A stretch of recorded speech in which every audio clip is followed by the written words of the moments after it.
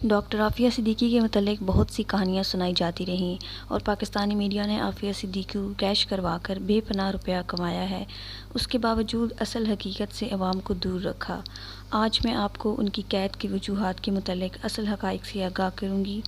Doctor Aafia Siddiqui 2 March 1972 کو کراچی میں پیدا ہوئیں۔ اپنی ابتدائی تعلیم مکمل کر کے 1990 میں اسٹوڈنٹ ویزا پر امریکہ کی ریاست ٹیکساس میں پڑھنے کے لیے گئیں۔ ان کا ایک بھائی پہلے سے وہاں موجود تھا جو آرکیٹیکچر بن رہا تھا۔ یاد رہے، عافیہ کی ذاتی زندگی بہت سادہ تھی۔ ناول، نیوز، فلمیں اور کھیلوں سے انہیں کوئی دلچسپی نہیں تھی۔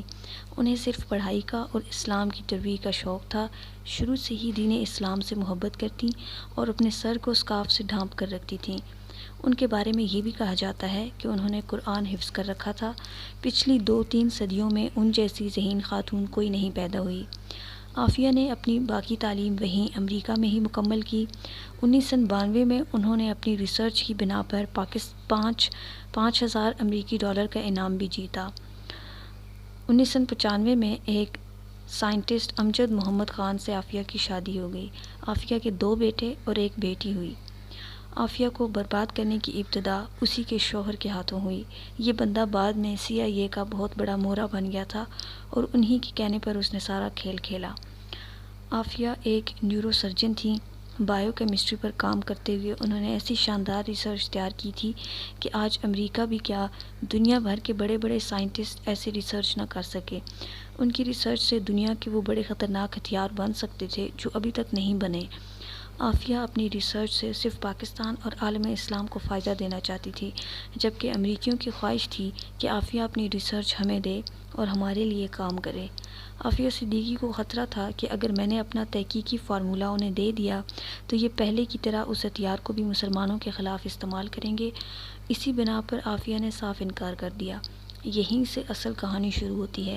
2002 میں عافیہ کو طلاق ہو گئی اور ان کے شوہر نے بہت سے من گھڑت الزام ان پر لگائے جو مکمل جھوٹ کا پلندہ تھے۔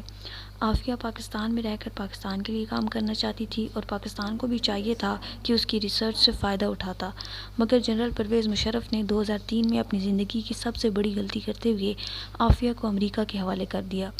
2003 کے اوائل میں وہ پاکستان میں تھیں۔ 30 مارچ کو وہ اسلام آباد میں مقیم اپنے انکل کے ہاں جانے کے لیے روانہ ہوئی۔ تینوں بیٹے بھی اس کے ہمراہ تھے، 7 سال، 5 سال اور 6 ماہ کے۔ وہ ٹیکسی میں ریلوے اسٹیشن جا رہی تھی۔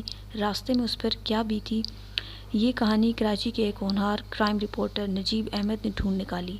ایک پولیس افسر نے اپنا نام ظاہر نہ کرنے کی درخواست پر بتایا، 9/11 کے بعد امریکی FBI کی ایک ٹیم کراچی آئی۔ اس کے ساتھ کراچی پولیس کی ٹیم بھی کام کر رہی تھی۔ ہمیں بتایا گیا کہ گلشن اقبال میں القاعدہ کا ایک بہت بڑا دہشت گرد ہے، جس کی گرفتاری کے لیے ہم گلشن اقبال میں FBI کی ٹیم کے ہمراہ تھے کہ ایک ٹیکسی آتی دکھائی دی۔ ہم نے اس میں موجود اسکارف پہنے ہوئی خاتون کو زبردستی اتارا اور FBI کی گاڑی میں بٹھا دیا۔ بچوں کو دوسری گاڑی میں بٹھا دیا گیا۔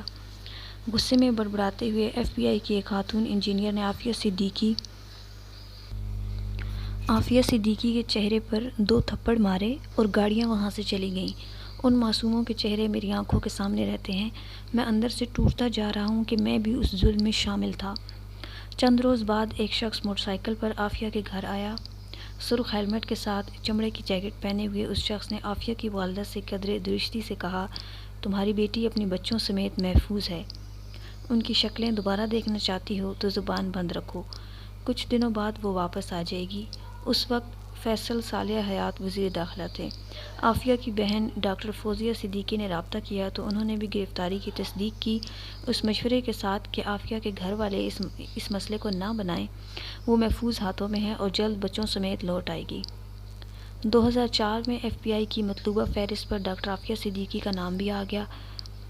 5.25 سال بعد عافیہ بازیاب ہو گئی۔ امریکیوں نے عافیہ کی گرفتاری کا اعتراف کر لیا، لیکن وہ اس کا آغاز 17 جولائی 2007 سے کرتے۔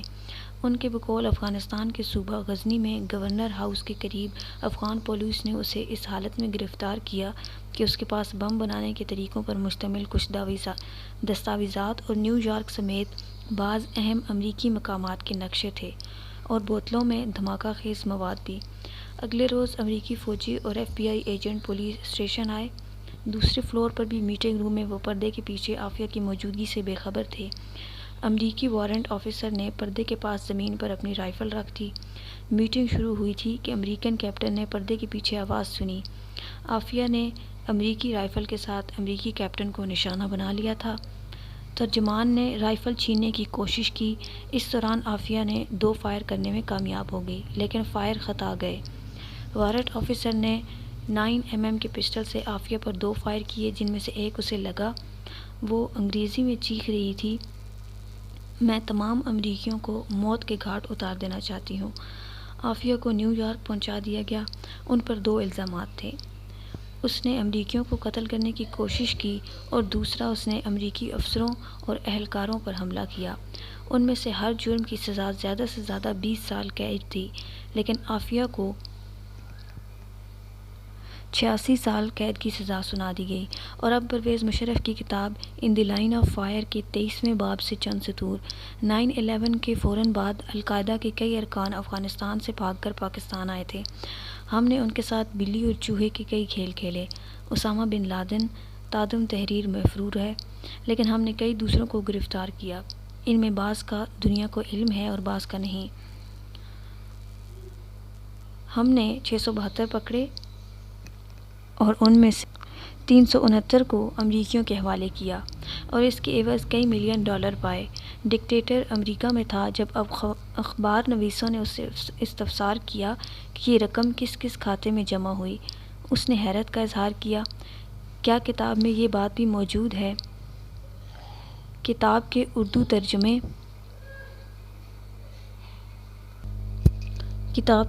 ترجمے میں یہ بات حذف کر لی گئی ہے۔